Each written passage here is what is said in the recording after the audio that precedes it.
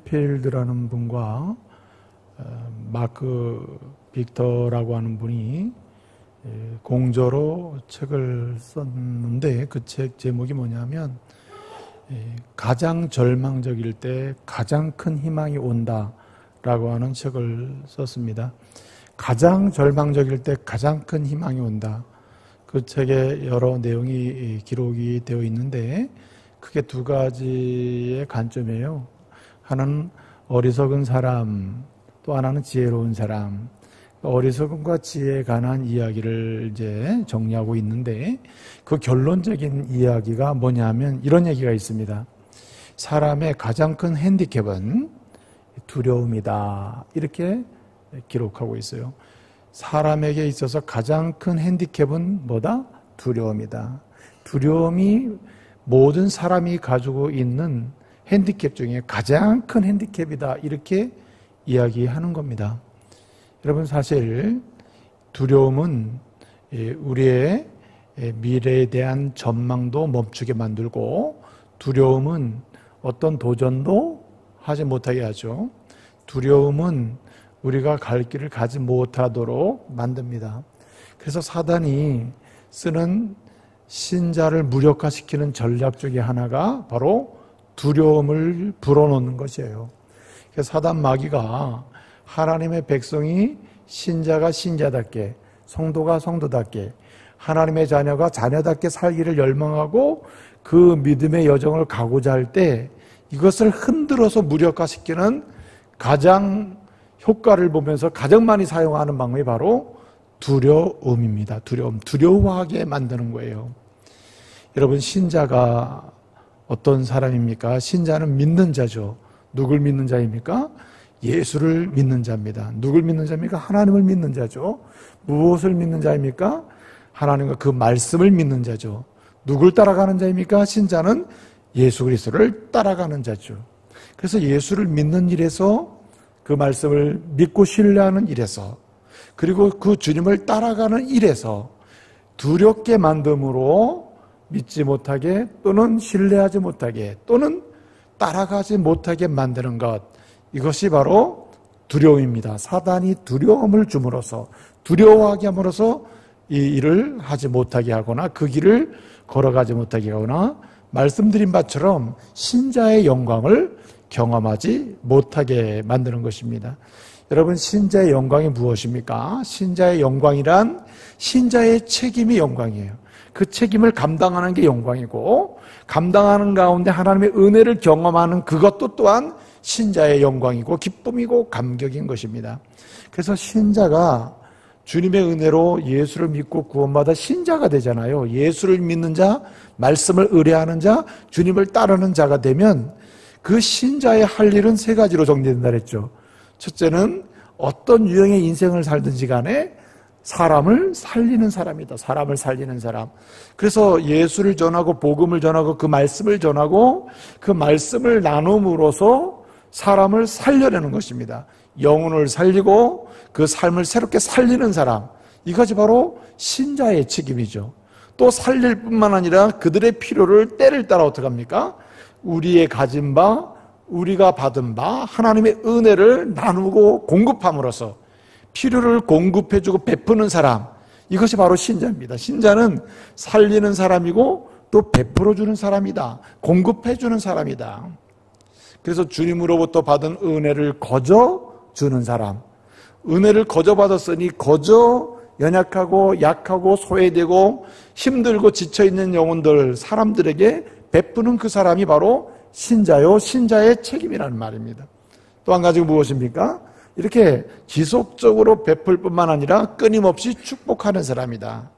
그래서 신자의 특성, 신자의 책임, 그리고 그 책임이 실천을 통해서 영광으로 경험되는 가장 중요한 것 중에 하나가 축복하는 것이다. 축복하는 것. 예?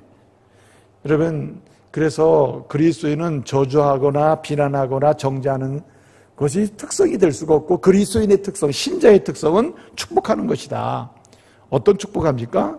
끊임없이 하나님을 만남으로 하나님의 지키심을 경험하도록 축복하고 하나님의 은혜를 누리도록 축복하고 끊임없이 하나님의 위로를 통하여 평강을 누리도록 축복하는 것이죠. 계속 축복하는 겁니다. 그래서 신자의 영광, 신자의 책임은 살리는 것이고 동시에 베푸는 것이고 동시에 축복하는 것이다. 이런 일을 뭔가 해 나가려고 할 때 사단은 두렵게 만들고 떨게 만들고 무섭게 만들어서 축복하지 못하게 만들어요. 그 다음에 베풀지 못하게 만들어요. 그리고 살리기보다는 자꾸만 사람을 죽이게 만들고 병들게 만들어요. 그런 일을 하며 살게 만든다. 이게 바로 사단이 두려움을 통해서 신자를 무력하게 만드는 바로 현상이요 일인 것을 우리는 알 수가 있는 것입니다. 그래서 우리 주님은 제자들을 뽑고 사도들을 세워서 그들을 세상 속에 살게 하시면서 세상 속에서 신자의 영광을 보며 하나님의 은혜를 누리는 축복의 통로로 살아가도록 하실 때에 주님은 신자의 삶의 방식을 알려주셨습니다. 어떻게 살아야 그 신자의 영광을 경험하고 그를 통해서 하나님 주시는 은혜를 맛보며 세상을 향한 축복의 통로가 될 수 있느냐. 그래서 우리가 지난주에 드린 말씀이 무엇입니까? 삶의 방식은 지혜롭게 처신하고 순결하게 처신하라. 예? 신자의 삶의 방식이란 뱀처럼 지혜롭고 비둘기처럼 순결하게 사는 것이다. 예? 지혜롭게, 그 다음에 순결하게, 순전하게 어떤 삶을 처신할 때 우리는 신자의 영광을 경험하고 주님의 은혜를 누릴 수가 있다는 말입니다. 그런데 그것만 가지고는 안 된다는 거예요. 여러분, 지혜롭고 순결하더라도 두려움이 엄습해 오면 지혜로움이나 순결함이 힘을 발휘하기가 어려운 겁니다. 그래서 우리 주님은 그 사단이 심어줌으로써 신자 영광을 보지 못하게 만드는 그 두려움을 이겨야 한다는 것을 말씀해요. 그래서 신자의 삶의 두 번째 방식이 있다면 그것은 곧 담대해야 한다는 말입니다. 한마디로 두려워하지 말라는 말입니다. 이 두려워하지 말라고 하는 말씀은 한마디로 믿음으로 담대하게 살아라는 거예요. 지혜롭고 순결하게 살되 여기에 무엇이 더해져야 되냐면 담대함이 더해져야 돼요. 담대함, 믿음의 담대함. 그래서 오늘 본문 말씀 보게 되면 26절에 뭐라 그랬습니까? 너희는 두려워하지 말라. 매 포 베이스데. 매는 뭐뭐하지 말라는 말이고 헬라어로 포 베이스데 두려워하다는 뜻입니다. 말라, 뭘 두려워하는 것을 두려워하지 말라. 그래서 우리가 지혜롭고 순결하게 처신함으로써 신자의 영광을 지속적으로 경험하려면 무엇이 삶의 방식으로 들어와야 되냐면 담대함이 있어야 된다. 여러분, 성경 말씀을 기록하는 그런 기록의 방식 중에 어떤 독특한 문맥, 오늘 여러분이 성경을 보게 되면 시작에서 끝나는 어떤 문맥의 절이 있잖아요. 말씀이 있잖아요. 그 하나의 말씀이 시작되고 끝나는 지점에서 반복적으로 어떤 특정 구조를 3번을 사용하면 이건 절대적으로 중요하다는 말입니다. 동시에 반드시 붙잡아야 된다는 말이고 그 맥락에서 그 말씀이 주제가 된다는 것을 또 강조해 줍니다. 오늘 25절부터 24절부터 33절까지의 반복되는 3번을 반복하는 중요한 메시지가 뭡니까? 두려워하지 말라. 한마디로 24절부터 33절까지 해서 내가 오늘 신자가 살아가는 방식을 말하겠는데 그 방식의 핵심 포인트는 뭐라고요? 두려워하지 않는 것이다. 두려워 말라는 것이다. 두려워하며 살지 말라는 말입니다. 이 말은 어떤 말씀의 역설입니까? 믿음으로 담대하게 살라는 말이에요. 믿음으로 담대하게. 그리스도인의 삶의 방식은 그래서 믿음으로 담대하게 살아야 한다는 말입니다. 담대함으로 살아갈 때 우리는 지혜롭고 순결하게 처신하는 삶의 여정 속에 우리는 하나님이 주시는 신자의 영광을 경험하고 이룰 수가 있다는 말입니다. 여러분, 오늘 본문을 보게 되면 그래서 26절 두려워하지 말라, 28절 두려워하지 말라, 31절 두려워하지 말라 3번을 반복하는 것을 통해서 주님은 내가 이 시간 지금 여러분들에게 말하는 그리스도인의 삶의 방식, 신자의 삶의 방식, 신자가 반드시 붙잡아야 되는 삶의 방식이 있다. 이것은 무엇인가? 두려워하지 말라는 것이다. 계속 심어주는 거예요. 이것은 선택의 문제가 아니라 반드시 붙잡아야 되고 반드시 그대로 해야 한다는 말입니다.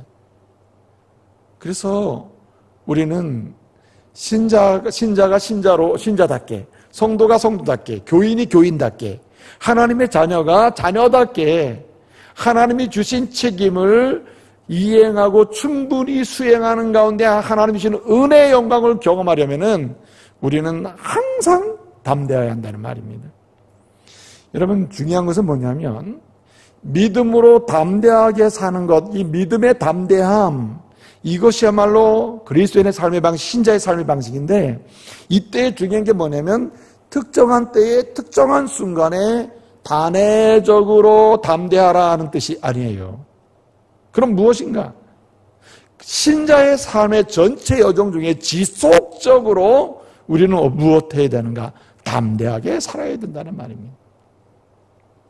단회적으로 어떤 특정한 일에 대해서만 담대하게 사는 것이 아니라 모든 삶의 여정 중에서 항상 믿음의 담대함으로 살아야 한다.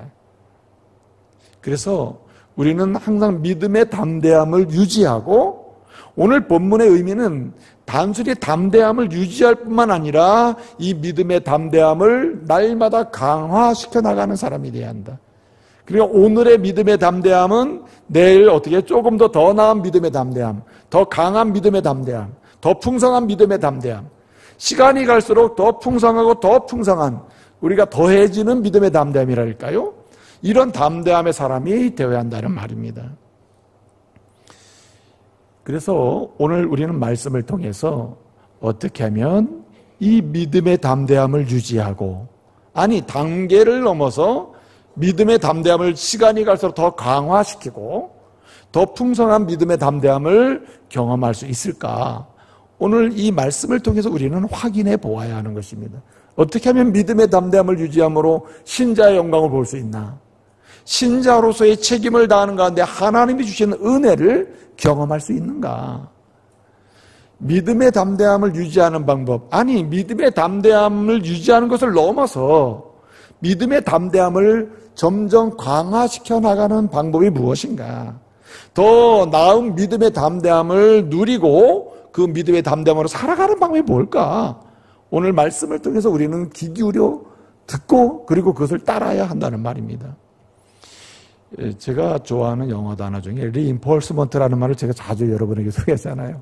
reinforcement라는 단어가 뭐냐면 강화.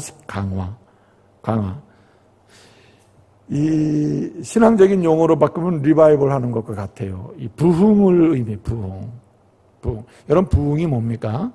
주여 내게 신앙의 부흥을 주세요. 믿음의 부흥을 주세요. 담대함의 부흥을 주세요.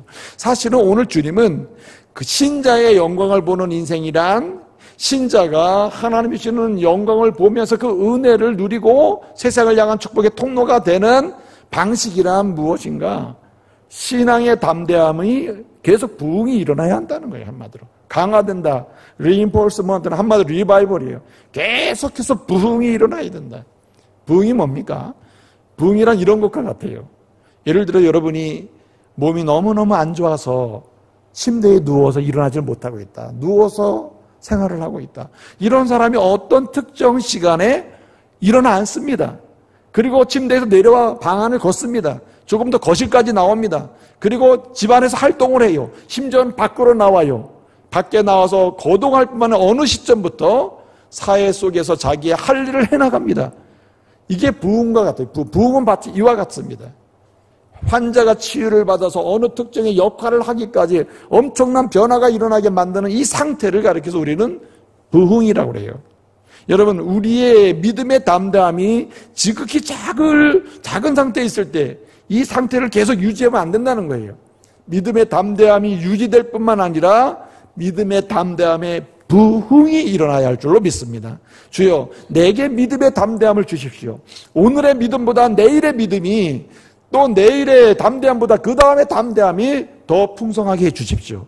날마다 새로운 믿음의 담대함으로 세상을 보고 도전하고 전진하고 그리고 실천하고 행할 수 있는 은혜를 주십시오.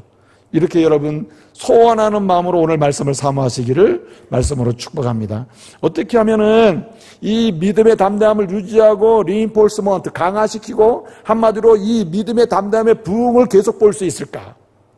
우선적으로 우리가 말씀을 통해서 깨달을 수 있고 적용할 수 있는 첫 번째는 뭐냐면 오늘 24절 25절을 보게 되면 한마디로 하나님과 깊이 교제하라는 말입니다.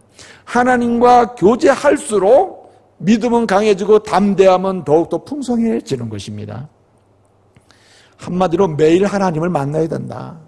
하나님을 만나는 깊이 있는 만남, 높이가 있는 만남, 풍성한 만남, 의미 있는 만남, 뭔가 하나님과 깊이 있는 만남을 통한 교제가 지속될 때, 이 교제 속에 들어갈 때 우리는 믿음이 자라고 믿음을 통한 담대함을 보게 된다는 말입니다. 오늘 24절, 25절 보게 되면 대조되는 단어가 크게 세 가지 유형이 나옵니다. 첫째는 제자가 나오고 제자에 대비되는 단어 선생이 나와요. 두 번째는 종이라는 단어가 나오고 종과 대비되는 상전이 나옵니다. 셋째는 25절 하반절을 보게 되면 집주인이 나오고 그 다음에 집 사람들이 나와요. 이게 다 대조되는 단어입니다. 대조되는 단어. 좀 어려운 이야기입니다만은 이 단어들을 보면 24절 25절에 나오는 헬라어 성경 원래 원문 성경 이 단어를 보면 이래요. 제자는 마데테스라고 그래요. 마데테스, 헬라어로 마데테스. 제자와 연관된 스승은 디다스 칼로스라고 그래요. 그 다음에 종은 둘로스라고 그럽니다. 종과 연관된 상전을 가리켜서 큐리우스라고 그래요. 우리가 다른 말로 주라는 뜻이 두. 여기 상전으로 번역됐습니다만 주님, 주여 할 때 번역되는 말과 똑같은 단어가 여기 써 있습니다. 큐리오스. 둘로스와 큐리오스. 그 다음에 세 번째는 뭐냐면 여기 집주인. 집주인은 뭐냐면 오이키아코스라 그래요. 오이키아코스. 그 다음에 집 사람들. 그 집에 있는 관계된 사람들 할 때는 오이코스 코테스라 그래요. 여러분 기억 하나도 안 되겠죠? 기억 못해도 괜찮아요. 근데 제가 왜 이것을 굳이 어렵게 여러분 힘들게 이 얘기를 드리냐 하면 이 단어 자체가 어떤 관계 속에 있는지를 말하는 거예요. 예를 들어서 제자와 선생, 마데테스와 디다스칼로스, 종과 주인, 상전, 예를 들어 둘로스와 여기 이제 큐리오스 또는 집주인 오이키아코스 또는 오이코스 코테스라고 하는 집주인과 집사람들 요 관계가 이 원래 단어의 관계가 뗄 수 없는 관계다 이거예요. 헬라어의 원래 의미적으로 보게 되면 관계 속에 있어야 되는 단어다. 이 둘씩 쌍을 이루고 대조되는 단어들로 셋이 되어 있습니다만은 이것의 의미는 둘이 관계가 깊어질 때 의미가 있는 거예요. 전혀 관계가 없는 것은 이 단어가 별 성립이 안 된다는 거죠. 그래서 이 말이 성립이 되려면은 교제가 있어야 된다. 교제. 그래서 종과 상전의 관계, 그리고 심지어는 제자와 스승의 관계, 집주인과 집사람들과의 관계는 교제 속에 있을 때 가능하다는 말입니다. 본래 이 세 쌍을 이루는 세 단어 있잖아요. 세 단어가 나와 이 세 단어는 공통적인 세 가지 특성을 지닙니다. 첫째는 친밀성이에요. 친밀성. 제자와 선생, 종과 상전, 그리고 집주인과 집사람들은 어떤 관계 속에 있어야 되냐면 친밀한 관계에 있어야 되는 거예요. 친밀성이 사라지면 제자도 스승도 의미가 없어져요. 종과 주인도 의미가 없어져요. 그리고 집주인과 집사람도 의미가 없어지는 거예요. 두 번째는 의존성이에요. 의존성. 이 세 가지 쌍을 이루는 단어가 가지고 있는 독특한 특성이 있는 의존성입니다. 종은 주인에게 의존하고 제자는 스승에게 의존하고 집사람들은 집주인에게 의존하며 산다. 그래서 의존성이 강조되는 거예요. 그 다음에 세 번째는 공유성입니다. 뭘 공유하냐면은 주인의 비전이 종의 비전이 되고 주인의 생각이 종의 생각이 되는 것입니다. 스승의 비전과 꿈이 제자의 꿈과 비전이 되는 거예요. 집주인의 희망과 목적이 집사람들의 비전과 목적이 되는 것입니다. 그러니까 이 세 종류의 쌍을 이루는 세 단어는 필연적으로 첫째는 친밀해야 되고, 둘째는 의존적이 되고, 셋째는 비전과 목적을 공유하는 관계 속에 있어야 되는 거예요. 그럼 이 세 가지 의존하는 일이나 친밀성이나 그리고 공유, 비전과 목적을 공유하는 이런 관계를 지속적으로 유지하는 방법이 무엇입니까? 교제라는 거예요. 교제. 깊은 교제 속에 있을 때 친밀함이 생기고, 교제 속에 들어갈 때 의존성이 강화되고, 교제 속에 있을 때 당신의 생각이 내 생각이 될 수 있고, 당신의 목적이 나의 목적으로 깊이 새겨지게 된다는 말입니다. 여러분, 여기 의존성이라는 것, 친밀성이라는 것, 그 다음에 공유성이라는 이 세 가지 특성이 주는 가장 강력한 힘이 뭐냐면 담대함이에요. 담대함. 난 누구랑 친해. 이 말 왜 합니까? 이 힘이 있는 것입니다. 힘이 있어요. 나 누구에게 소속돼 있어. 나는 어디에 소속돼. 누구의 사람이야. 나는 어느 쪽의 사람이야. 이건 강력한 담대함을 주는 것이에요. 난 그의 비전으로, 나는 오늘 나의 비전을 삼고 있어. 그의 비전과 나의 비전 같아요. 나는 그와 같은 목적을 향해 지향하고 있어. 이 강력한 힘을 주는 것입니다. 그래서 우리 하나님과 친밀하고 하나님을 의존하고 우리 예수님의 비전을 나의 비전으로 공유하는 깊은 교제의 관계 속에 들어갈 때 믿음의 사람들은 세상을 두려워하지 않게 하는 거예요. 세상을 보고 두려워하지 않는다. 세상의 어떤 것을 향해서도 담대하게 도전해 갈 수 있는 용기가 생기는 것입니다. 그러므로 사랑하는 믿음의 형제 자매 여러분, 주님과 깊은 교제의 관계를 유지하시기를 말씀으로 축복합니다. 주님과 교제하면 갈수록 우리는 주님이 얼마나 따뜻한 분이고 주님이 나를 친밀하게 사랑하시고 생각하시는지 알게 돼요. 주님과 깊이 교제 속에 들어갈수록 내가 얼마나 주님의 의존적인 존재인지, 주님께 의존해야 되는지, 주님께 의지하며 살아야 되는지를 알게 돼요. 또 뿐만 아니라 교제하면 할수록 내 인생에 내가 가지고 있는 세상을 향한 비전이 얼마나 험한 것인지를 알게 되고, 그래서 치유와 고침이 일어나요. 주님의 비전이 나의 비전으로 들어와요. 주님의 생각이 나의 생각이 되고 주님의 꿈이 나의 꿈으로 들어와서 세상을 향한 담대한 도전을 시작하게 되는 것입니다. 그러면 여러분, 이러한 깊은 교제를 정말 가능케 하는 게 무엇입니까? 여러분,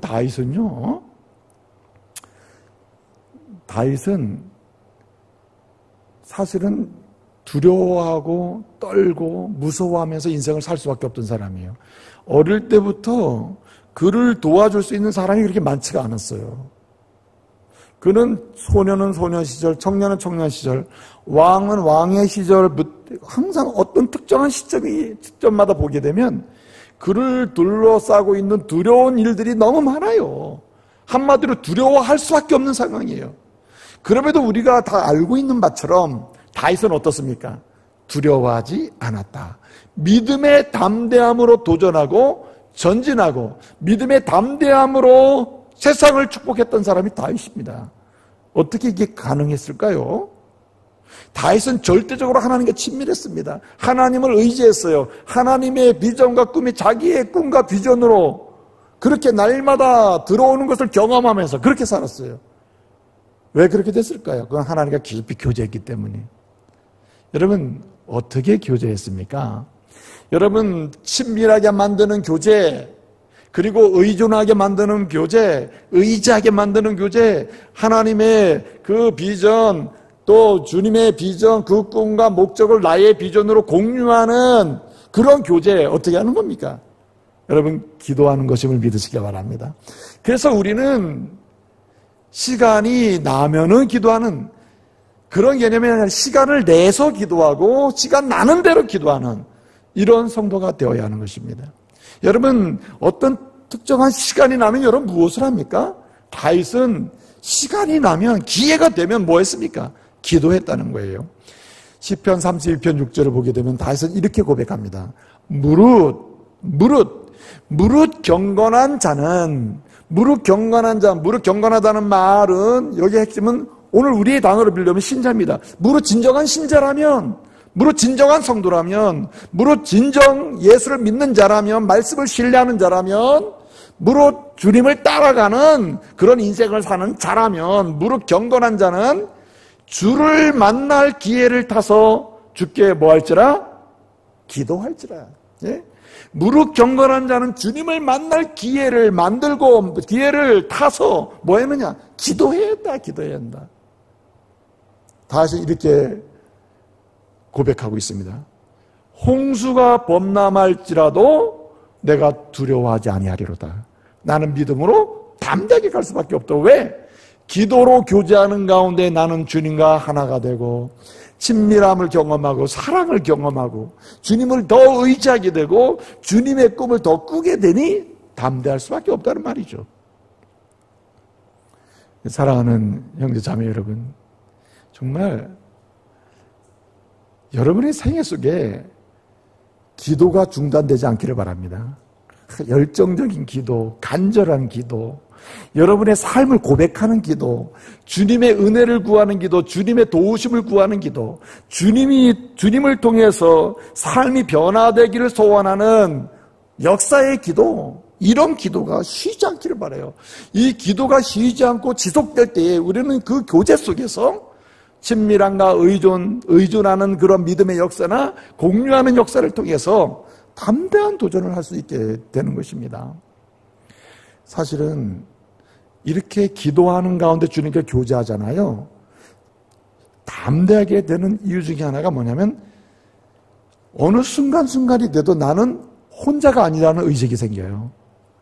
여러분, 모든 사람이 날 다 떠나가도 기도하는 가운데 주님과 깊은 교제 속에 들어가 있잖아요. 매일 기도로 교제하게 되면 나는 혼자가 아니다는 의식이 생긴다니까. 누가 나와 함께 하세요? 주님이 나와 함께 하신다. 모두가 나를 버릴지라도 주님이 나와 함께 하신다. 모두가 나를 떠나갈지라도 주님이 나와 함께 하신다. 모두가 나의 도움이 되지 않을지라도 주님만은 나의 도움이 되신다. 이런 의식이 생긴다고. 네? 그래서 여러분, 시편 91편 15절을 보게 되면 이렇게 고백하고 있습니다. 저가 내게 간구하리니 내가 저에게 뭐하리라? 응답하리라. 응답하는데 어떻게 합니까?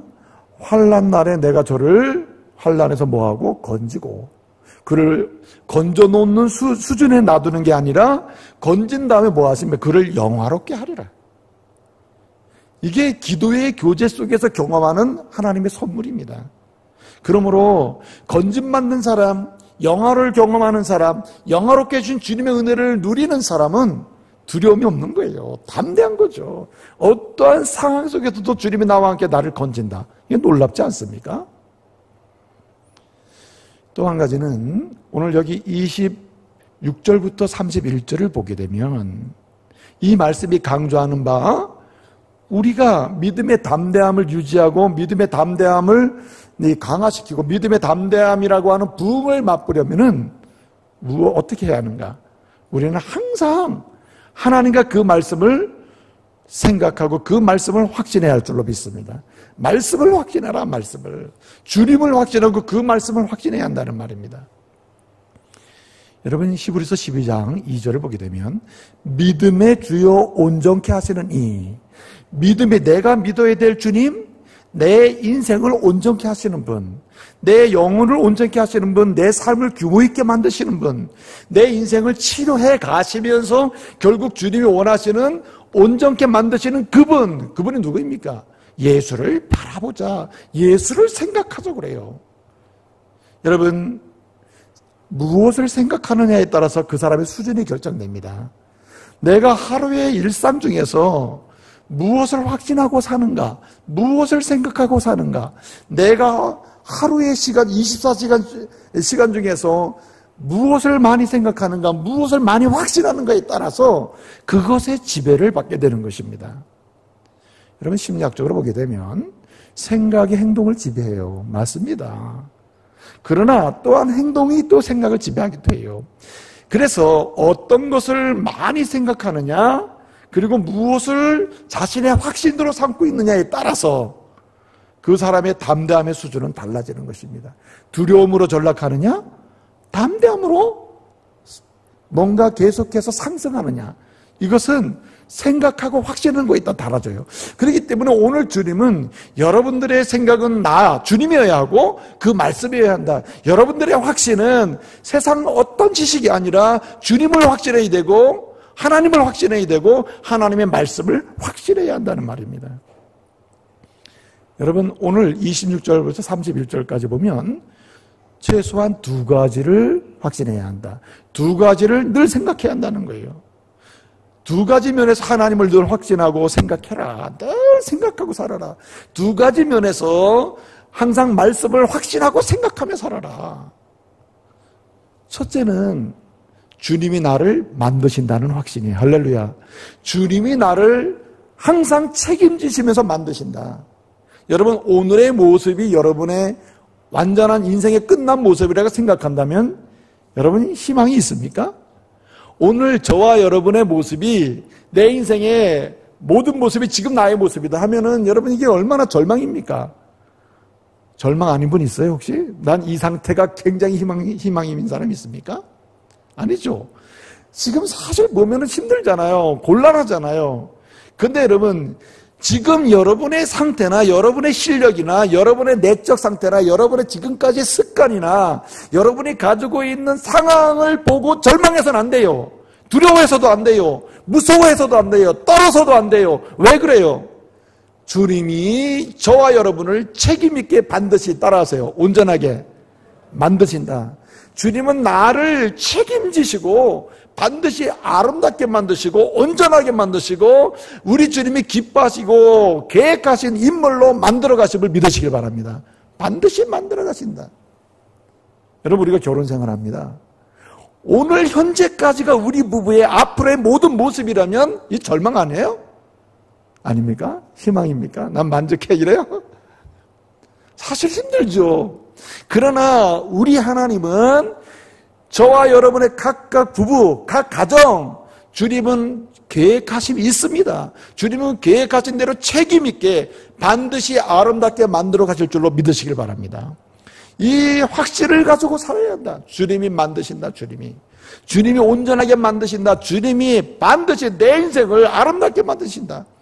여러분 저와 여러분을 죄와 사망에서 구원하신 예수 그리스도가 우리를 만드실 계획을 가지고 반드시 만들어 가시는데 추하게 만드시겠어요? 지금보다 못하게, 지금보다 문제있게, 지금보다 쓰러지게, 지금보다 절망하게 만드시겠냐고. 주님은 그런 분 아닙니다. 오늘 주님 말씀하십니다. 생각해라, 확신하라. 나를 확신하고 나를 생각해라. 나의 말씀을 생각하고 나의 말씀을 확신하라. 어떻게 해? 주님은 반드시 나를 책임져 주시고 내 인생을 책임지시면서 아름답게 만드시는 분이다. 선하게 만드시는 분이다. 온전하게 만드시는 분이다.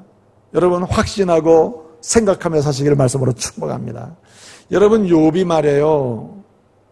욥기 전반부를 보게 되면 욥의 상황은 어때요? 만약에 욥의 인생의 그것이 끝이라면 욥이 얼마나 절망입니까? 그러나 놀랍게도 욥은 내 현재의 인생이 이게 전부가 아니다. 이렇게 생각하지 않습니다. 주님은 반드시 내 인생을 뭐 하실 것이다? 책임지시고 반드시 아름답게 만들어 놓으실 것이다. 온갖 질병으로 고통하는 내 인생 여기서 엔딩시키시는 분이 아니다. 지금은 주님은 완전히 프로세싱 과정 중이고 주님은 완성형으로 지금 나를 만들고 계신다. 아름답게 온전하게 쓰시고자 주님이 계획하신 대로 내 인생을 만들어 가신다고 하는 생각과 확신이 있었다 이 말이죠.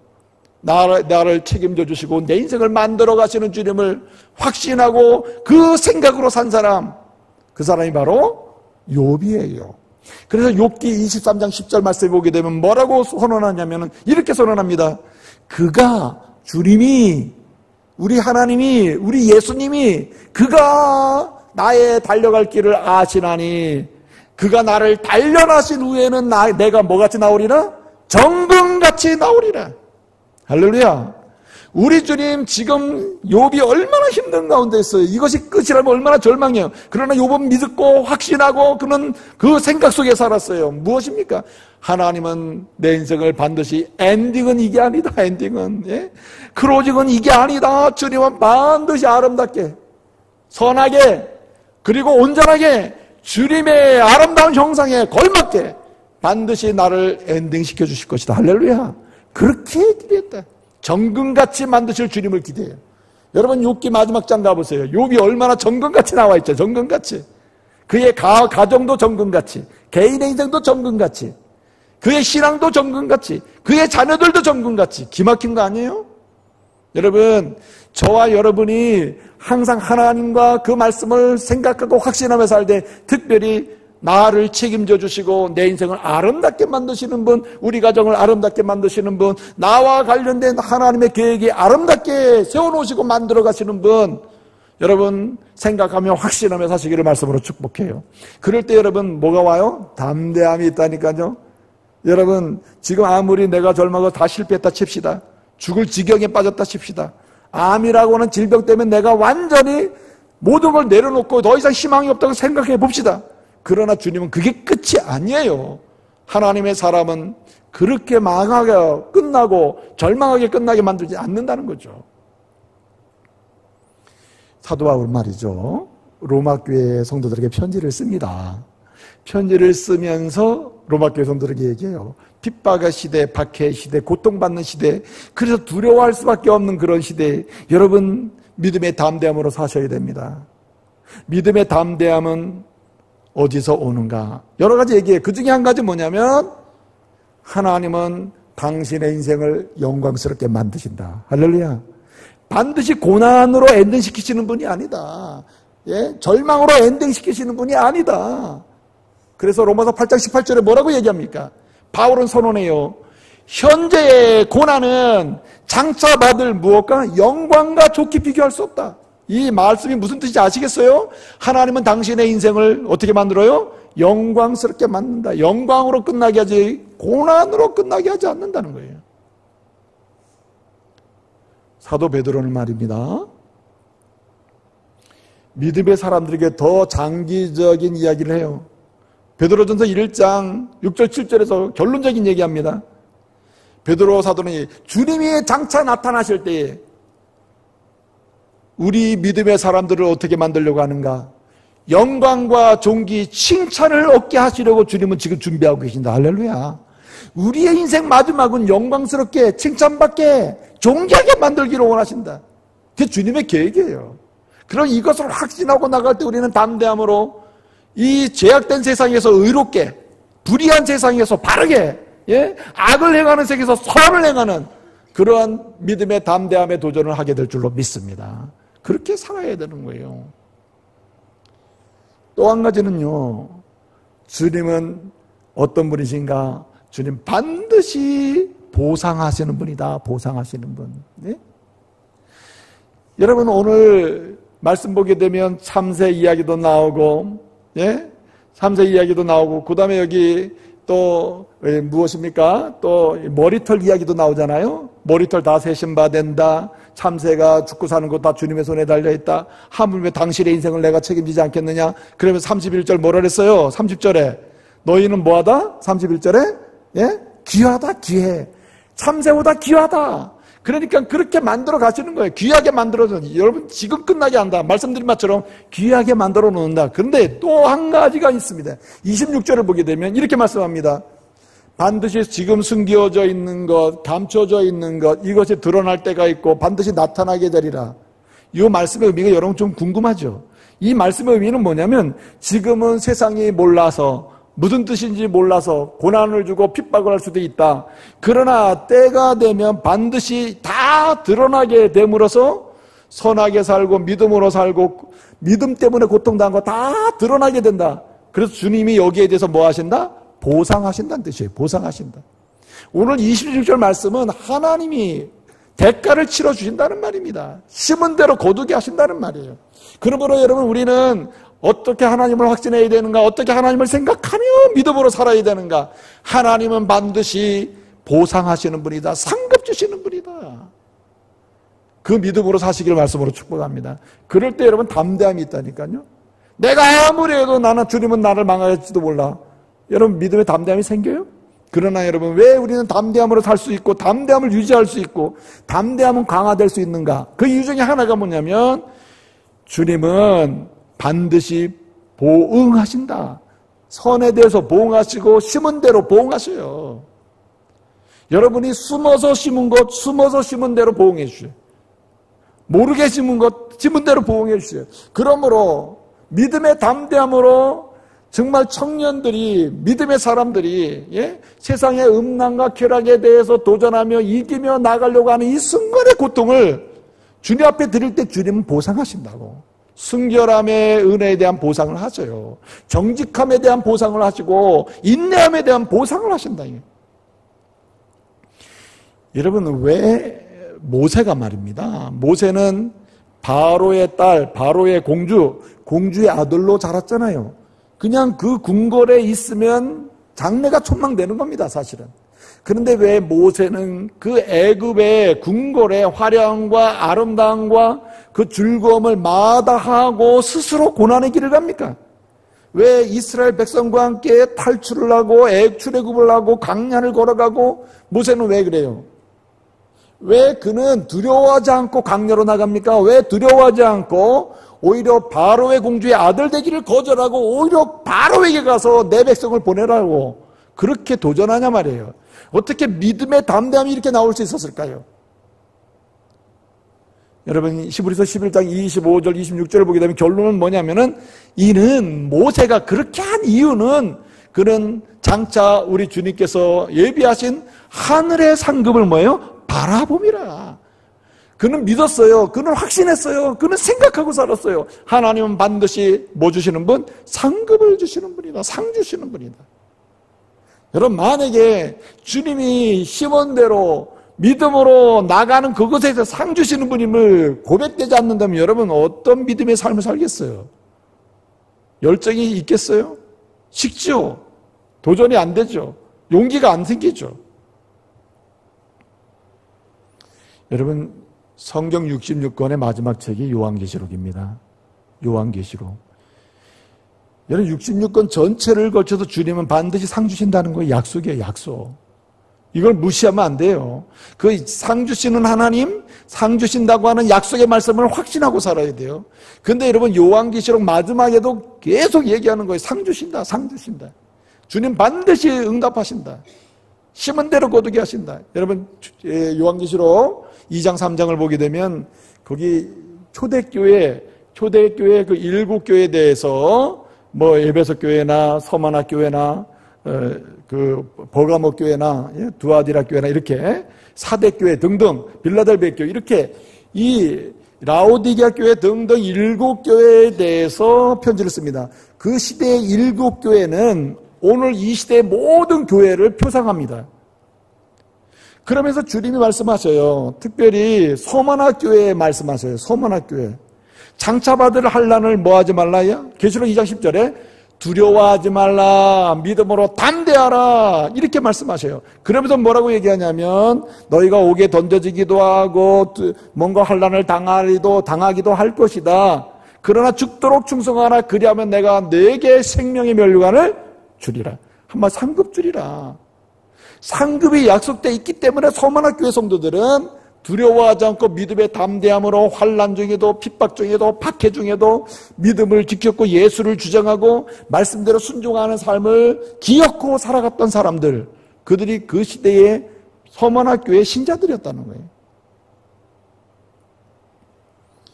여러분, 구약 성경을 보게 되면 이 남과 북으로 이스라엘이 갈라지잖아요. 그 남쪽의 왕 중에 아주 훌륭한 왕 중에 한 사람이 아사왕이라는 분이 있었습니다. 아사왕. 예? 역대하 15장에 나오는 얘기인데, 예. 아사왕이 있었는데, 이 아사왕이 남쪽 유다를 말씀에서 떠나 있고, 주님으로부터 떠나 있고, 주님의 말씀에 순종하는 삶에서 떠나 있는 남쪽 유다 사람들을 향해서 개혁을 해요, 개혁. 이러면 안 된다. 우리는 선민이다. 우리는 신자고 하나님의 백성이다. 신자답게 신자의 영광을 보며 살아야 되지 않느냐. 그러기 위해서 믿음의 담대함이 있어야 된다. 그 믿음의 담대함을 외치는 가운데 얘기하는 게 뭐냐면 우리가 행한 대로 우리의 행위에 따라서요. 상급이 있음이라. 우리의 행위에 상급이 있음이라 선언해요. 그렇기 때문에 우리가 대충 살면 안 된다는 거예요. 남쪽 유다가 이래서는 안 된다. 하나님의 백성이 이래서는 안 된다. 왜냐하면 우리의 행위에 대해서 주님 뭐 하세요? 상급을 주시기 때문이다. 상급을. 그 대충 살면 안 되는 거죠. 여러분, 매 순간을 대충 하면 안 돼요. 많은 사람들이 대충해. 제가 제일 싫어하는 말이 대충이라. 이 대충이 다 망치는 거예요, 대충이. 예? 여러분, 지극히 사소한 일도 대충이면 안 돼요. 청소를 해도 명료하고, 공부를 해도 명료하고, 예배를 드려도 전심으로 드려야지. 대충 예배 드리고 가야지. 그래, 졸기도 하고. 예? 빨리 말씀 안 마치고 왜 이렇게 질질 끄나? 이렇게 하고 말이야. 이러면 안 된다는 거예요. 뭐예요? 전심으로. 예? 전심으로 매 순간을 하나님이 원하시는 대로, 주님은 심은 대로 상급을 주신다. 주님은 반드시 헌신한 대로 은혜를 주신다고 하는 이 확신과 그 믿음을 가지고 담대하게 움직여야 된다. 그럴 때 우리 주님은 어떻게 하십니까? 채우심을 보게 만들어요. 채우심. 때때로 채우셔요. 여러분, 제가 앞서 이야기했지만은 주님은 반드시 건질 때 건지고 영화롭게 하실 때 영화롭게 만드죠. 뭐 하는 사람? 담대하게 하는 사람. 그래서 여러분, 우리가 이렇게 굉장한 이 주님을 확신하고 주님의 말씀을 확신하면서 믿음의 담대함을 계속해서 유지하는 그런 삶을 경험하려면은요, 하나님 말씀을 많이 사랑해야 돼요. 그저께 목금토 그 신약 성경 통독학교가 있었잖아요, 우리 교회에. 28명의 사람들이 신청을 해서 3일 동안 신약 성경 통독을 다 하고, 오후 5시 땡 치니까 다 요한계시록 마지막 장 마지막 절 딱 마치고 딱 사진 찍고 딱 나가는 걸 보니까 얼굴이 천사 같아. 예? 28명이 그냥 나는 믿음으로 담대하게 도전하리라 그러면서 막 나가더라니까. 예? 여러분, 말씀을 사랑할 때 하나님을 확신하게 돼요. 말씀을 사랑할 때 주님은 나를 책임져 주시고 나를 온전하게 만드신다. 주님은 반드시 심은 대로 응답하시고 상급을 주신다는 확신에 찬 인생을 살게 되는 것이. 마지막 한 가지는 오늘 여기 32절, 33절을 보게 되면 우리의 믿음의 담대함은 어떻게 유지할 수 있는가? 믿음의 담대함은 어떻게 리인포스먼트가 가능한가? 믿음의 담대함은 어떻게 리바이벌을 낼 수 있는가? 계속해서 부흥이 일어날 수 있는가? 오늘 32절, 33절 보니까 지속적으로 시인하라, 시인하는 데 있다는 말입니다. 한마디로 마음에 품고 있는 이 상태가 아니라 여러분의 입술로 사람들에게 계속해서 선언하라는 말입니다. 사실은 여기에는 행함까지 포함해요. 입으로 시인하라, 행함으로 시인하라. 입과 행함으로 계속 시인하라는 말입니다. 여러분 보세요. 내가 믿지 않는 우리 부친을 전도해야지. 예수를 전해야지. 그걸 마음에 품고 있어요. 근데 요번에 내가 우리 아빠 찾아 만나게 되면 만나러 가서 꼭 전해야지. 그 집에 가서 머뭇머뭇거리다가 분위기가 안 돼가지고 그냥 와. 그 다음에 또 가서 내가 해야지. 또 머뭇거리 그냥 와. 그러면 계속해서 담대함, 믿음의 담대함을 경험할 수가 없어요. 근데 어떠한 상황을 만들든지 간에 한번 예수 그리스도를 믿어야 구원을 받습니다라고 한번 입으로 시인하고 선언을 해버리면 그 다음엔 설명이 가능해지고 그 다음은 왜 그래야 되는지 되고 그래서 어떻게 믿음의 담대함이 생기게 되는 것이죠. 그래서 여러분 앞서서 제가 좀 말씀을 드렸습니다만은 이 심리학에서는요 생각이 행동을 유발합니다. 근데 또 반대로 행동심리학에서는 행동이 생각을 유발해요. 그러니까 이게 사실은 인터액션이에요. 상호작용이에요. 예? 생각과 행동은 사실은 별개의 것이 아닙니다. 우리는 생각 따라 행동 따라 이렇게 생각할 수 있을지 모르지만 일상적으로 사람이 움직이고 어딜 가고 하는 건 다 생각이 있는 거예요. 생각에 의해서 행동이 나오는 것입니다. 위선이 아닌다면 그래요. 위선이 아닌다면. 그래서 생각과 행동은 항상 같이 가게 되는 거죠. 그런데 여러분 믿음의 담대함은 언제 강화되기 시작하냐면 생각이 입으로 나올 때, 생각이 행동으로 표현될 때입니다. 그래서 오늘 너희가 세상에서 시인하면 나도 하나님 앞에서 시인한다. 너희가 사람들 앞에서 나를 부인하고 모른 체 하면 나도 하나님 앞에서 너를 모른다 할 것이다. 이렇게 말씀해요. 이건 굉장한 약속입니다. 부인하는 데 약속이 있는 게 그러므로 뭐 하며 살아라? 시인하며 살라는 거예요. 시인하며 살아라.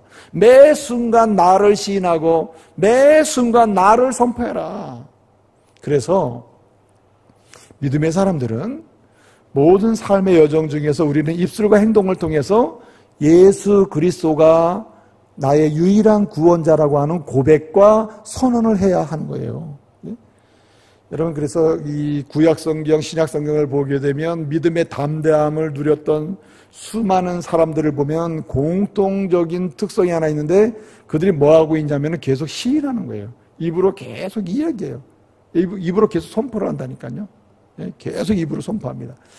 여러분, 신약성경 중에 사도 그 행전을 보게 되면 사도행전이 사도들을 통하여 복음이 전파되고 교회가 세워지고 그리고 세상을 축복하는 역사로 쭉 기록되잖아요. 28장까지. 그런데 그 사도들이 지속적으로 세상을 축복하고 교회를 세우고 그리고 그리스도를 증거하는 그 핵심에는 뭐가 있냐면은 사도행전 4장 12절 말씀인데요. 구원 얻을 다른 이름을 주신 일이 없다. 한마디로 구원을 할 수 있는 다른 이름을 주님은 절대 주지 않았다. 천하 인간의 구원 얻을 이름을 주신 일이 없다. 오직 예수 그리스도밖에 구원자가 없다는 이 시인의 핵심을 유지해요. 그래서 여러분, 어떤 사도든지 어디에 가든지 간에 사도들이 계속 선언하는 건 뭐냐면 예수 그리스도만이 유일한 구원자다. 계속 선언을 하는 것입니다. 그래서 여러분, 의도적으로 의지를 가지고 여러분이 무슨 대화를 하든 어떤 이야기를 하든 어떤 행동을 하더라도 여러분 직접적 간접적으로 내 생애 속에서 예수 그리스도만이 유일한 구원자라고 하는 여러분의 시인의 입술, 시인의 행동이 끊임없이 나타나기를 말씀으로 축복합니다. 이럴 때 여러분 담대함이 생겨요. 그래서 이상하게도 전도하는 사람이 전도합니다. 전도한 사람보다는 절대 전도 못해요. 예수 그리스도를 전한 사람이 계속 전하기 시작하는 겁니다.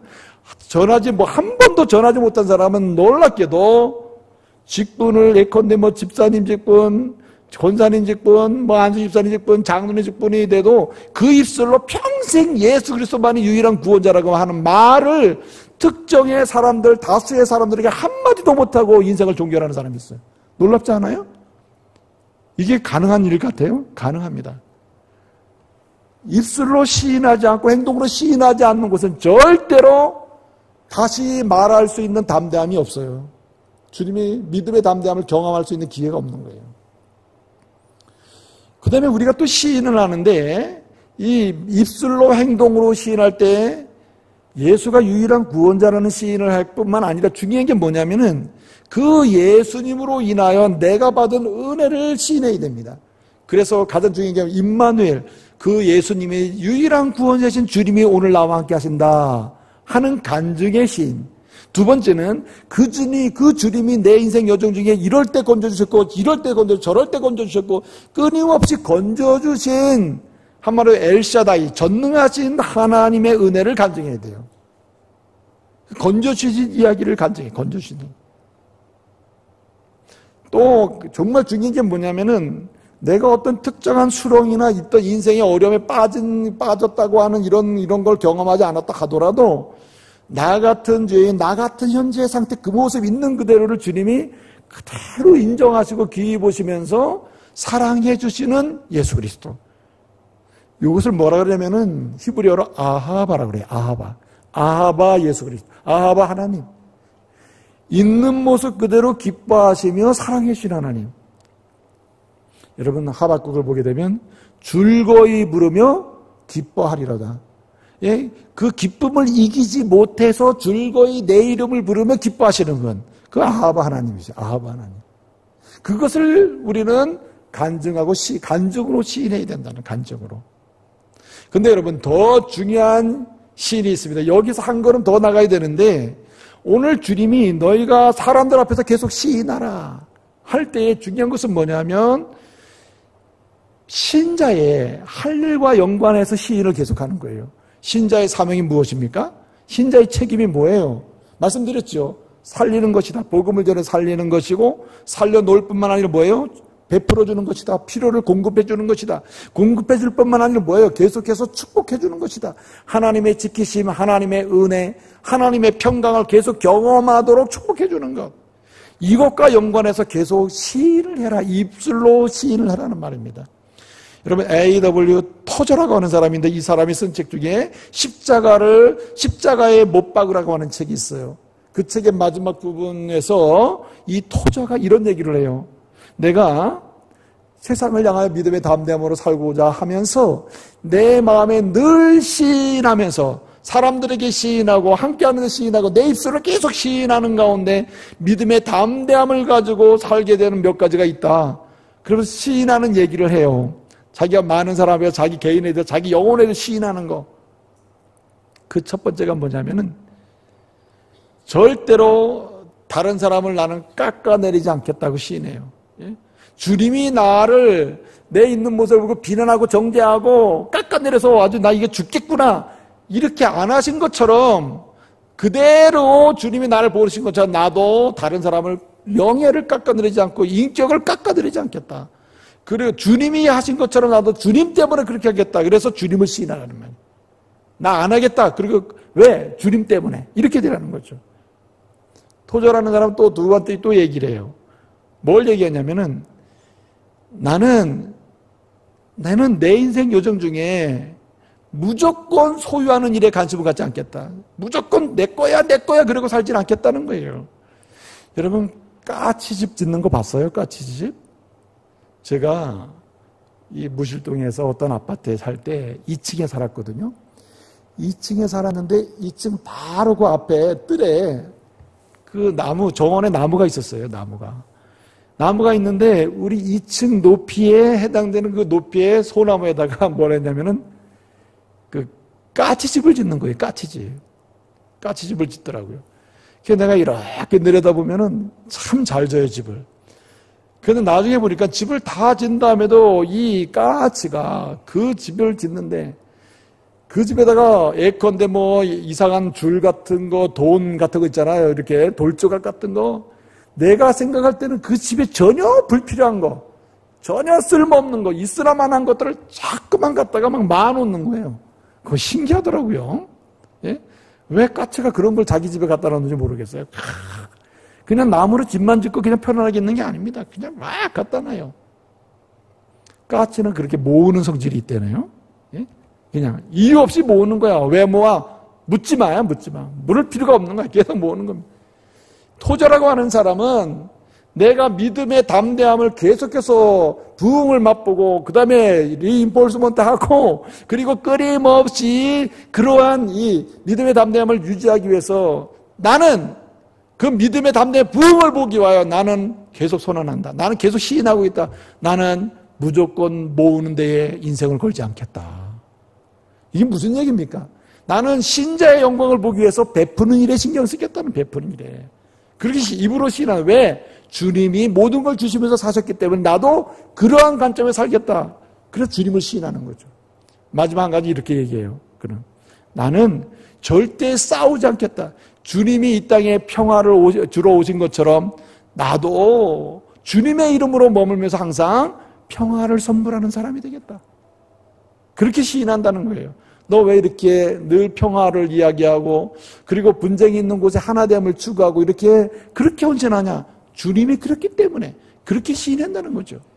그러므로 그는 믿음의 담대함의 부흥을 보게 되었다는 말입니다. 사랑하는 믿음의 형제자매 여러분, 여러분의 인생 여정 중에 두려움을 물리치는 역사, 믿음의 담대함의 부흥을 보시기를 말씀으로 축복합니다. 특별히 한 가지 꼭 부탁드리는 게 있어요. 부탁드리고 싶은 게 있습니다. 그것이 뭐냐면은 여러분 윈스턴 처칠 아시죠? 처칠. 2차 세계대전이 끝난 다음에 전쟁 끝난 후에 모든 나라가 힘들었잖아요. 유럽이 다 힘들었잖아요. 전쟁의 승리는 거뒀지만 영국이 굉장히 어려웠습니다. 전염병도 돌고 그리고 경제적으로 어렵고 그리고 그 상황에서 도덕적으로 굉장히 문란하고 가정이 해체되고 말이에요. 굉장히 힘든 상황이 됐어요. 여러분 장관들이 처칠 수행에게 와서 얘기합니다. 카카, 지금 우리나라가 전쟁에서 승리했지만 1, 2년 지나는 사이에 지금 도덕적으로 굉장히 타락하고 그리고 우리나라가 전염병이 돌고 아주 심각한 상황이 됐습니다. 이거 어떻게 하면 좋을지 모르겠습니다. 그랬더니 처칠이 그러한 이야기를 장관들의 이야기를 들으면서 막 웃어요. 웃습니다. 웃으면서 하는 얘기가 뭐냐면 내가 그럴 줄 알았다고. 그랬더니 얘기해요. 아니 그게 무슨 말입니까? 그럴 줄 알았다니. 그럴 줄 알았다. 왜냐하면 내가 최근에 전쟁 종전 후에 아주 평안하게 매 주일마다 교회를 가는데 최근까지 단 한 번도 천국이 있습니다. 지옥이 있습니다. 당신의 믿음의 삶대로 천국과 지옥이 결정됩니다. 당신의 믿음대로 당신의 믿음의 삶대로 하나님이 당신에게 축복을 주시기도 하고 영벌을 주시기도 합니다. 천국과 지옥이 있습니다. 이렇게 말하는 설교를 단 한 번도 들어본 적이 없다는 거예요. 그러면서 이야기하는 거죠. 여러분, 복음의 비밀 중에 한 가지는 뭐냐면 천국입니다. 천국. 그러므로 저와 여러분이 하나님과의 깊은 교제 속에서 그리고 반드시 확신하고 그리고 하나님의 그 말씀을 확신해야 될 것 중에서 그리고 날마다 입으로 시인할 것 중에서 가장 중요한 마지막 요소 그것이 뭐냐면 천국에 대한 고백이에요. 믿으시길 바랍니다. 천국이 있음을 믿으시길 바랍니다. 하나님이 하나님 나라를 예배하고 계시고 믿으시길 바랍니다. 믿는 자는 이 세상에서의 끝이 아니라 내세가 준비되고 있음을 믿으시길 바랍니다. 이 세상을 살아갈 때도 하나님 나라 백성답게 세상 사람들과는 다르게 하나님 나라에 소속된 시민권을 가진 믿음의 사람답게 담대하게 사시길 바랍니다. 여러분, 천국을 확신하고 있는 사람은 세상 것에 몰두하지 않는다. 지배당하지 않는다. 그러니까 담대할 수 있는 거죠. 이런 믿음의 고백으로 사시기를 말씀으로 축복합니다.